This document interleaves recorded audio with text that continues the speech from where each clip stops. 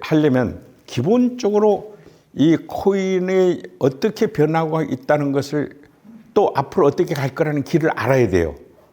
이것을 제가 여기 2018년도에 저 앞에 강의를 들었던 분도 많이 와 계시지만 그때나 지금이나 같아요. 예, 코인 전망은 같습니다. 그때도 저는 이 코인이 디지털 화폐가 되게 되면 정말 수천 배 오른다라고 장담했었을 정도니까 지금 마찬가지죠.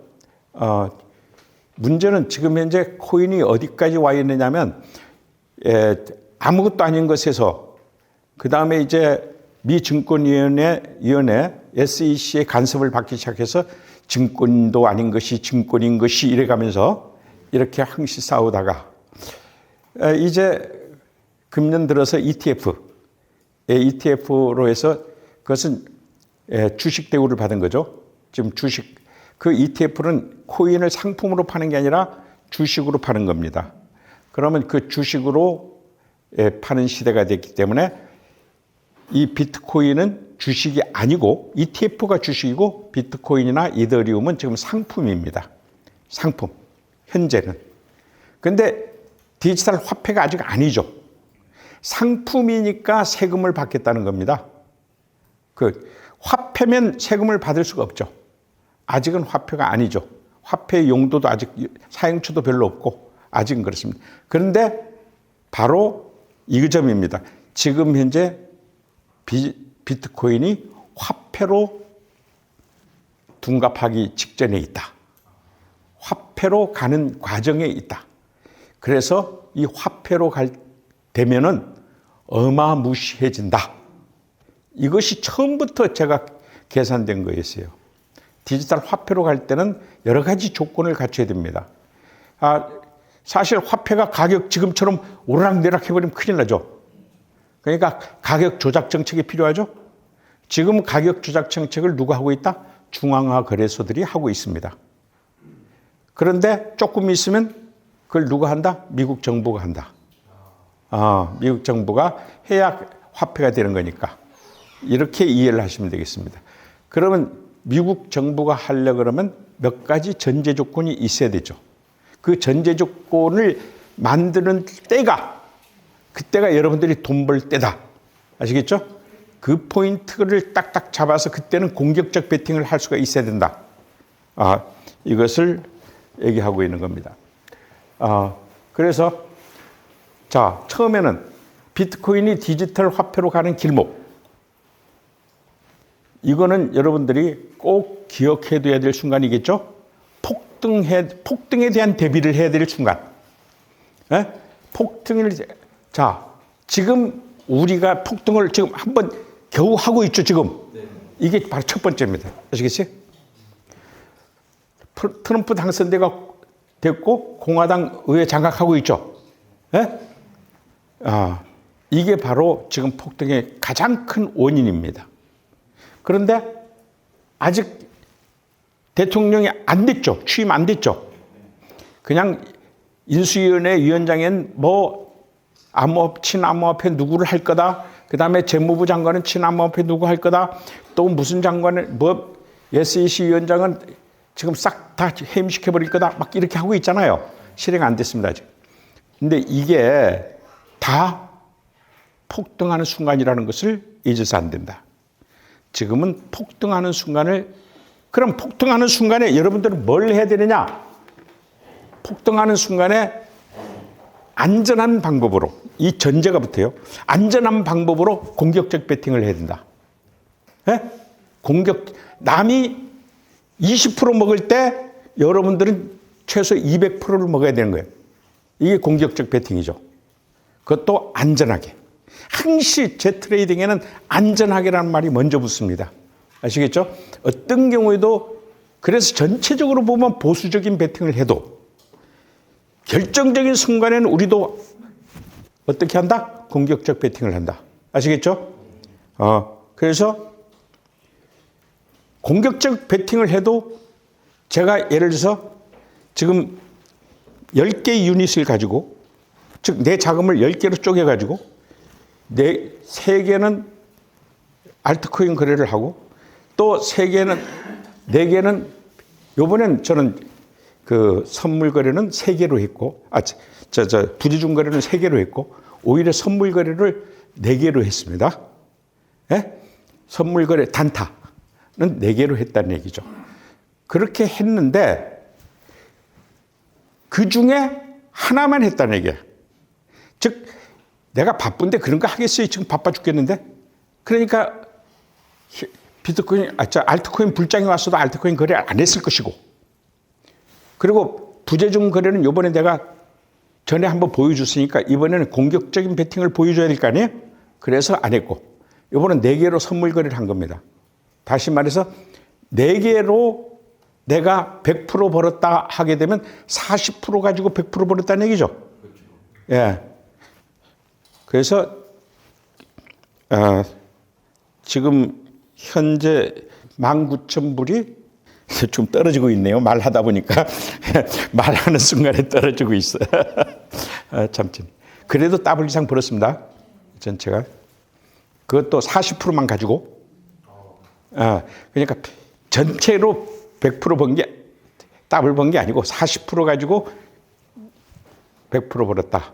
열흘 사이에. 이 찬스를 이용해서 그렇게 이해하시면 되겠고 조금 이따 보여드리도록 하겠습니다. 이런 것들은 제가 이렇게 보여드리는데 이게 여러분들은 꼭 이게 어느 게 먼저 올지 모르겠어요. 어느 게 먼저 올지 모르겠어요. 꼭 메모할 거 없이 내가 드리니까 꼭 기억했다가 여러분들이 전체 이해하고 내가 이렇게 합시다 그러면 확 할 수 있는데 내가 이렇게 하라 그래도 안 해요. 왜? 이해를 못 하니까. 이게 문제가 되는 거야. 그 다음에 이제 위기의 순간들이 뭐예요? 위기의 순간들이 올 텐데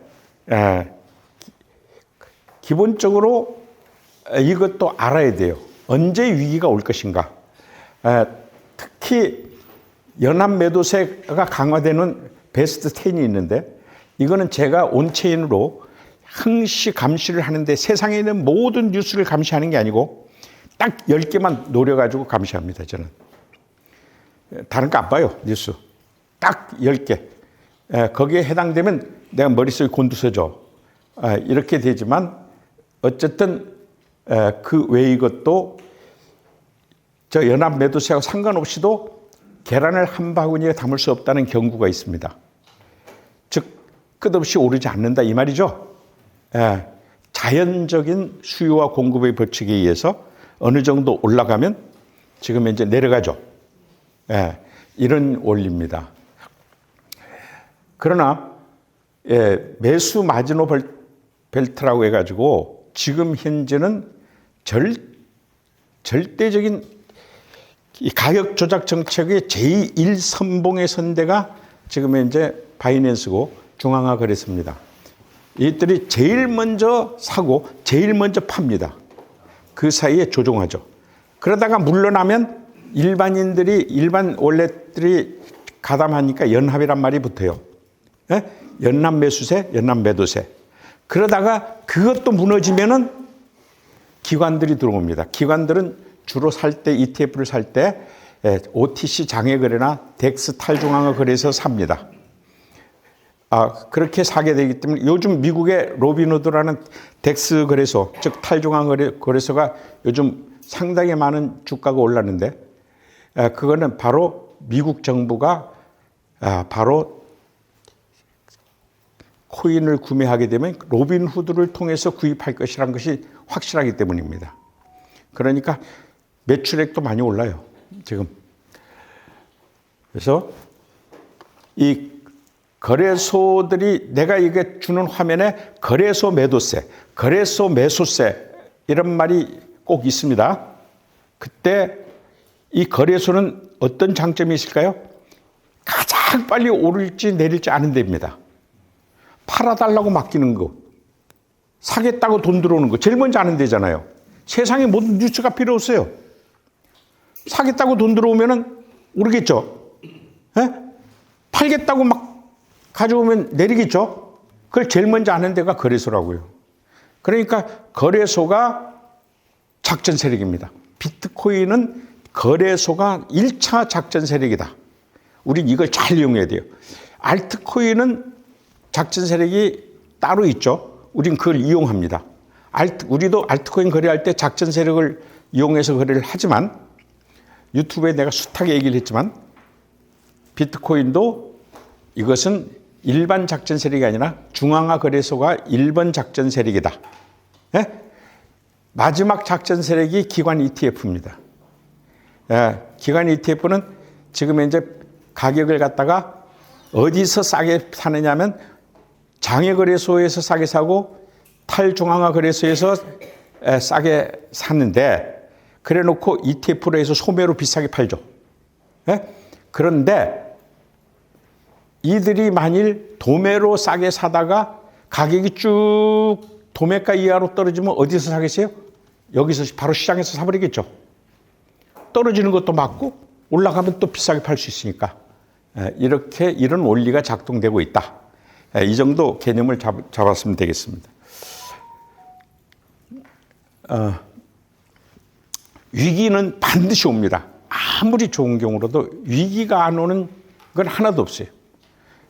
특히 비트코인은 아직은 화폐가 아니고 위험자산이란 말이죠. 위험자산이기 때문에 위기는 반드시 오는 겁니다. 그래서 포트폴리오를 잘 짜야 돼요. 아까 내가 얘기했죠. 현물의 3개, 선물의 7개. 그렇죠? 그 선물도 유닛으로 얘기하게 되면 4개, 3개 이렇게 쪼개는 것을 포트폴리오라고 합니다. 반드시 포트폴리오를 해야 돼요. 내가 지금 현재 저도 이게 가지고 있는 자금을 다 요번에 공격적 베팅을 했으면 더블이 아니라 5배 더 벌었겠지. 열흘 사이에. 여러분들 깜짝 놀라게 할 수 있었겠지. 그런데 그거는 죽는 길입니다. 아시겠어요? 영원히 통하는 길이 아니다. 그건 감당하지 못한다. 꼭 명심해야 돼요.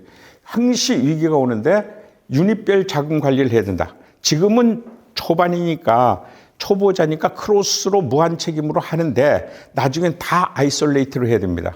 아시겠죠? 다 자금을 전투 자금 유닛 하나하나를 따로따로 관리해야 된다 이 말입니다. 하다못해 그 전투 자금이 죽었다 해도 다른 자금이 깨지면 안 돼요. 지금은 지금은 초보자 시즌이니까 그렇게 하면 복잡해 손이. 머리가 복잡해. 익숙지가 않아서. 그래서 지금은 크로스로 하라고 내가 얘기를 하는데 그게 진리가 아니란 말이에요. 지금은 이렇게 얘기를 하는 겁니다. 공격시 베팅에 안전장치 할 때 여러분들이 여기서 트레이드 하시는 분들이 제일 손해 많이 보는 것이 뭐냐면 손절술이라는 것입니다. 손절을 한답시고 스탑 리미트를 마구 써버렸다. 그거 큰일 나는 겁니다. 손절 스탑 리미트는 여러분들이 생각하는 것보다 훨씬 더 선물에서는 손해가 막심합니다. 선물에서는요, 여러분들이 생각하는 것보다 손해는 더 많이 보고 이익은 덜 적게 보입니다. 더 적게 보여. 사실은 아닌데도 그건 왜냐하면 마진이 들어오기 때문입니다. 즉 다시 말해서 여러분들이 거래를 하는데 이익을 보잖아요. 그러면 10%를 거래소가 얹어서 거래를 한단 말이에요. 그러니까 거기 P&L이라는 게 뭐냐면 Profit and Loss, 손익이라는 얘기인데요. 그 손익으로 보면 돈을 벌었어. 그런데 막상 정산해 보면 돈 번 하나도 없고 그런 경우들이 많아요.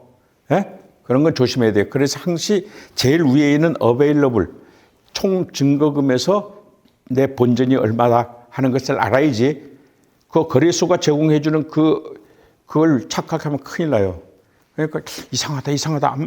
나 번 거 같은데? 별로 본 게 없어.